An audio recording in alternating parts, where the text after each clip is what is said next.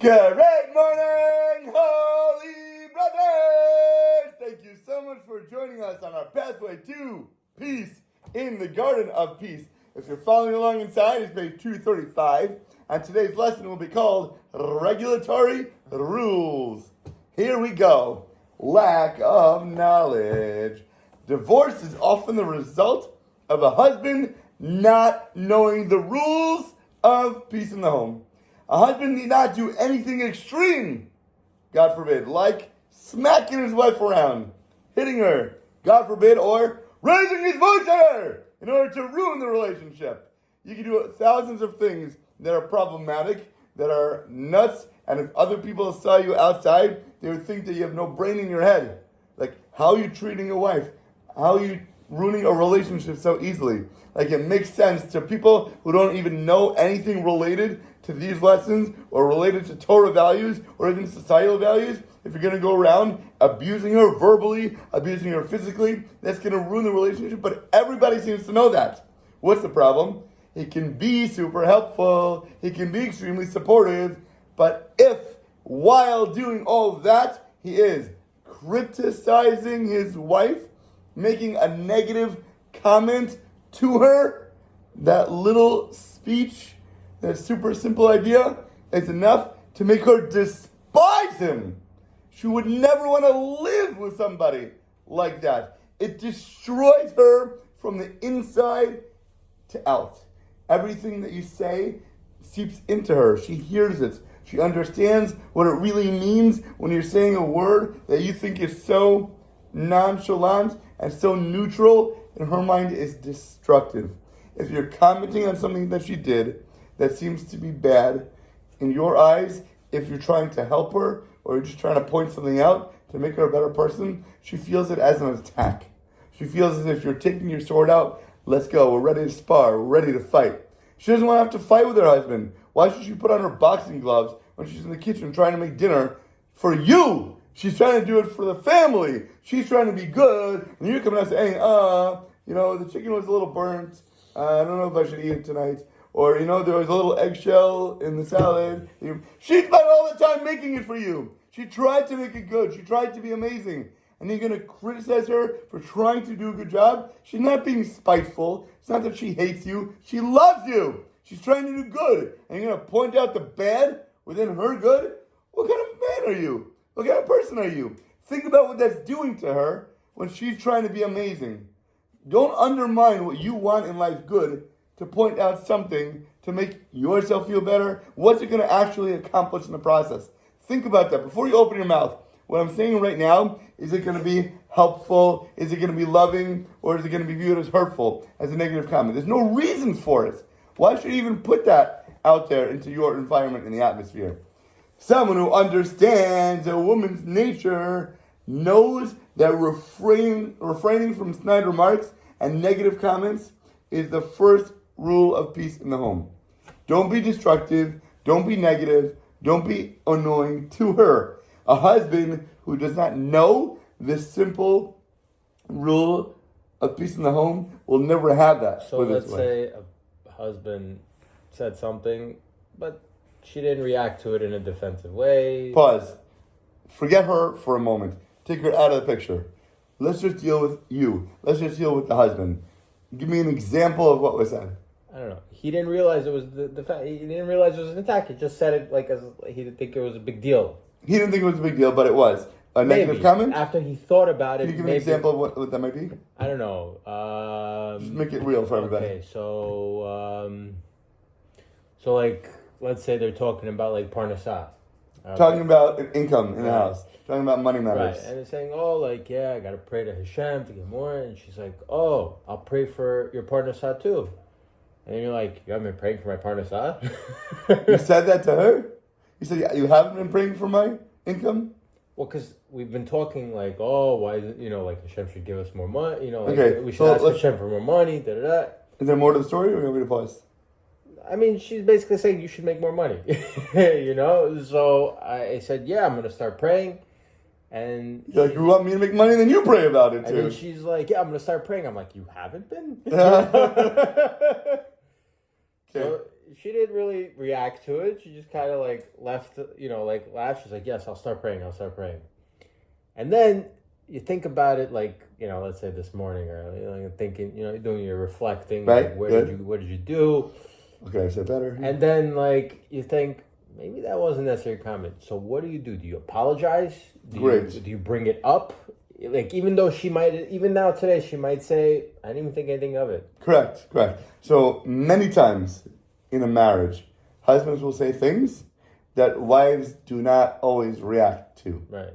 Many times it can be explosive in the moment, if it's way over the top, or maybe things have been building up for a while, and now she hears another little comment, and then she'll react when you think that should have been nothing that anybody in their logical mind should ever react to. But sometimes a woman won't say something.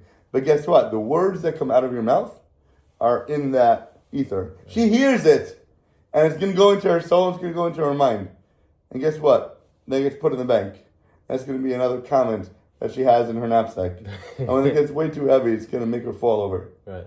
So just because she doesn't say anything in the moment to what you say to her doesn't mean that it was something good to say. I understand. Fine. Right. So the question is how to react is your question. How do you do teshuvah afterwards? Right. What should you do differently? Okay, so let's say my wife asks me to take out the garbage, right?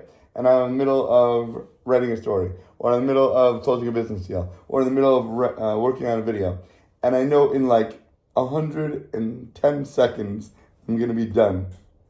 So I say, yes, honey, I would love to do it. I'm going to take it out in just 1 minute. And now a wife might say, oh, great, he's going to take out the garbage in a minute. A wife might not respond to that. But in her mind, she's thinking, your video, your deal, whatever you're doing right now is more important than me in this moment. It could be 100 seconds, but in that moment, you put her from the high pedestal down to second place. And guess what? She's going to feel that. She's going to have an emotional response to that now or maybe a year from now. Okay? So what I would do is, after I take out the garbage, I want to reflect and like, it's so silly. If she wanted me to take it out, obviously she didn't like this sitting there. She didn't like the smell of it. Something was bothering about it that she wanted it out immediately. So if I would have got up, if I would have run to do it right away, it would have made her feel so super special. So I'll go over to her. Maybe it was right after I took out the garbage, or maybe it was the next morning when I thought about my deeds that I'd done the previous day.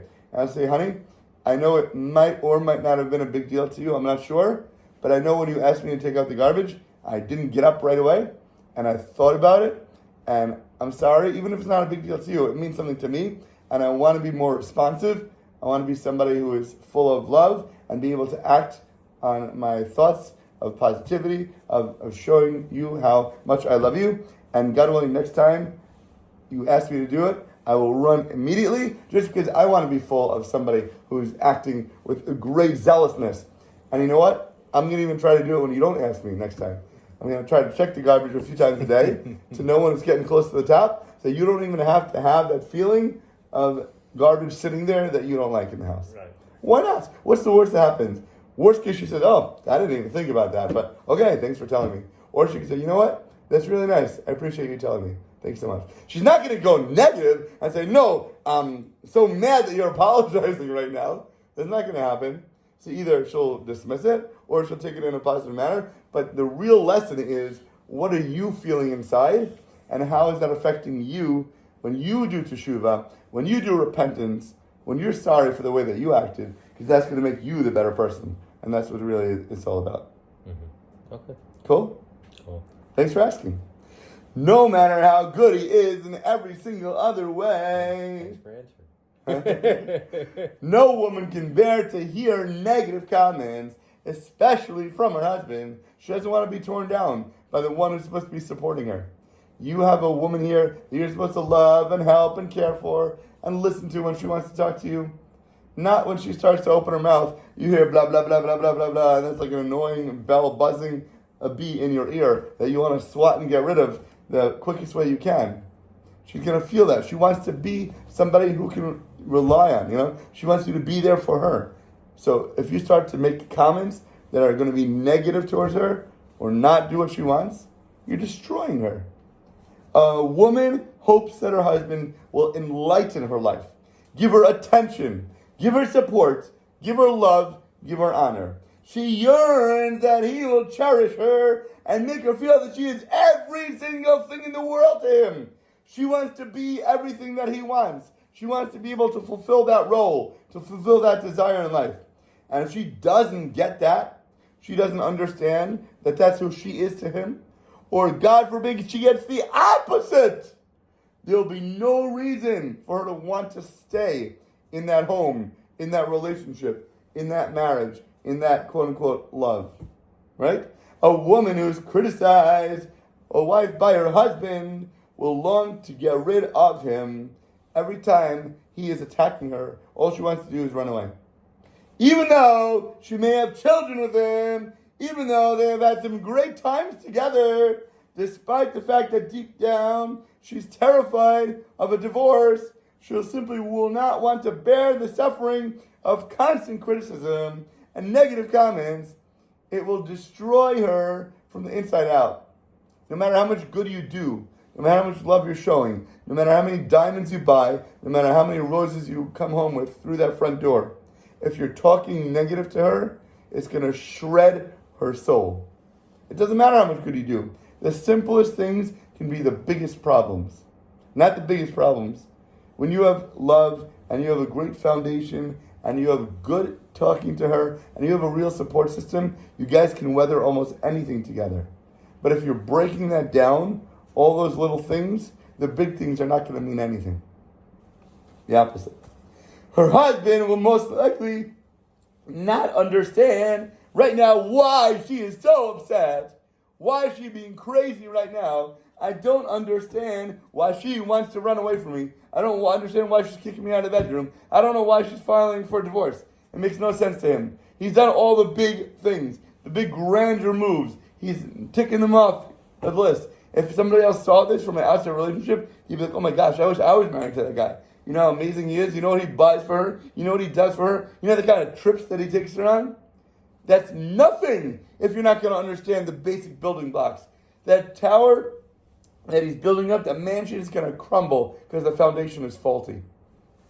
If he would have been more aware of the nature of a woman, what it means to be a girl and a wife, and the rules of peace in the home, if you know how to regulate those rules properly, it would be as clear as a bell to him. It would be so super simple. But the problem is, and nobody teaches men most of the time, how a woman responds and what a woman thinks. And the rules of a husband and a wife. If you know that you have to talk to her properly, that you can never comment to her, you can never criticize her, okay, at least I know what to do now. But people have no idea. They're lacking those basic skills. It's like teaching a kid how to walk. You hold his hand, step by step. If you try to run, he's going to fall on his face. They don't know what they're doing. You need to understand how to even act with a woman in the first place. She's not your buddy. She's not your bro that you go hang out with and go to the bar and have a beer with and chill and play Fortnite. That's not what a woman is. You have to understand that there's a different makeup to the genetic relationship here. You have to treat her in ways. She is going to be emotional at times. She is going to be crazy reactive like a volcano erupting when you say and do little things. But that's because she's here to help us. She's here to teach us. And we have to know what to say and not to say to her. That's it. Put your ego down, put your arrogance aside, and understand what she needs and wants in a relationship. Many divorces are the result of a husband's lusts, of his desires, which entice him to abandon his wife of his youth and the children that he made for a new woman and a new exciting relationship. A guy sees a woman down the street, all of a sudden, boom, raging hormones. The evil inclination paints a portrait in his imagination of this beautiful, enchanting, euphoric life that would be when he would go off with a new love that he has found, a new lust that has come his way. It will surely be like living in the Garden of Eden. Can you imagine if I only had a wife that was 20 years younger? Can you imagine if I had a wife that was even more attractive to me? You know how much more I would do for her if I was attracted to her, if I was lustful for her, if I would run to be with her in bed every single night? Can you imagine a wife that would want to be with me more sexually every night? That would be amazing. If she came to me twice, 3 times a day and said, honey, let's go up to the bedroom. That would be amazing. Then I would want to talk to her nice. Then I would want to give her compliments all the time.